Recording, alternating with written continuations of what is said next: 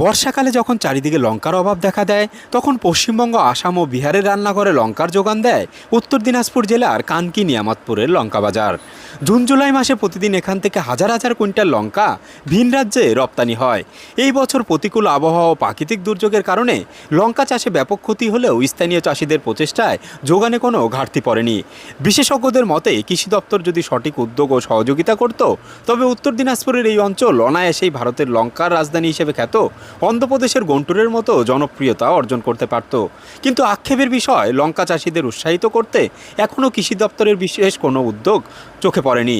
প্রতিদিন যেখানে লক্ষ লক্ষ টাকার লেনদেন চলে, সেখানে আজ পর্যন্ত কোনো ব্যাংকও গড়ে ওঠেনি। এমনকি বাজারে পৌঁছানোর রাস্তাগুলো খুবই চাপা ও খানাখন্দে ভরা। এত প্রতিকূলতা সত্ত্বেও বাজার কমিটি এবং স্থানীয় চাষিদের অক্লান্ত পরিশ্রম ও উদ্যোগেই এই বাজার আজ দেশের দরবারে নিজের নাম তৈরি করেছে। এখন দেখার জেলা প্রশাসন কবে এই গুরুত্বপূর্ণ লঙ্কা বাজারের দিকে নজর দেয় এবং এর অবকাঠামোগত উন্নয়নে উপযুক্ত পদক্ষেপ গ্রহণ করে। আমাদের টাকাগুলো সব অ্যাকাউন্টে আসে, সেই টাকাগুলো উঠাতে আমাদের ডালখোলা যেতে হয়। এবার আসা যাওয়ার যে একটা সময়, ওই সময় চাষি দাঁড়াইতে চায় না। এবার আমাদের কানকিতে যদি কোনো স্টেট ব্যাংকের ব্যাংক বা শাখা কোনো কিছু হতো, তাহলে আমাদের টাকাটা আনতেও সুবিধা হয়, আমাদের দিতেও সুবিধা হয়, চাষিদেরও অসুবিধা হয় না, চাষিরা সঙ্গে সঙ্গে টাকাটা পেয়ে যায়। তো এই অনেক অনেক অসুবিধাগুলো আছে।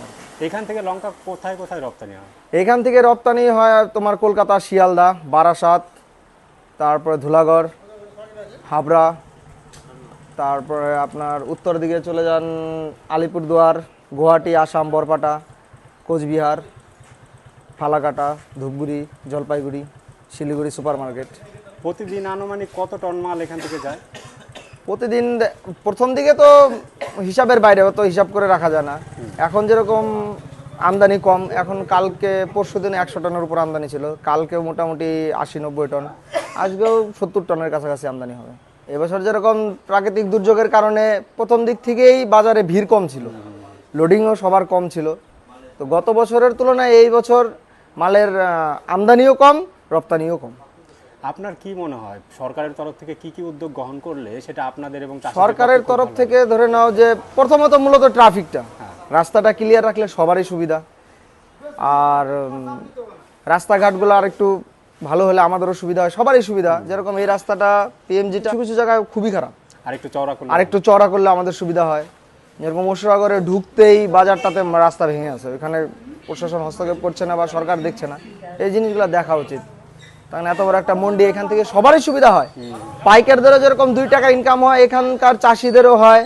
আমার এখানে যেরকম প্রত্যেকদিন 10টা লেবার খাটে, এবার 2 মাসে তাদেরও একটা ইনকামের সোর্স এখান থেকেই বেরোয়। তো রাস্তাঘাট ভালো হলে, মালগুলো আরও বেশি আসলে পরে আমাদের আরও সুবিধা হয়, আমরা ব্যবসা আরও বেশি দিন করতে পারবো, এটাই আশা রাখি আর কি।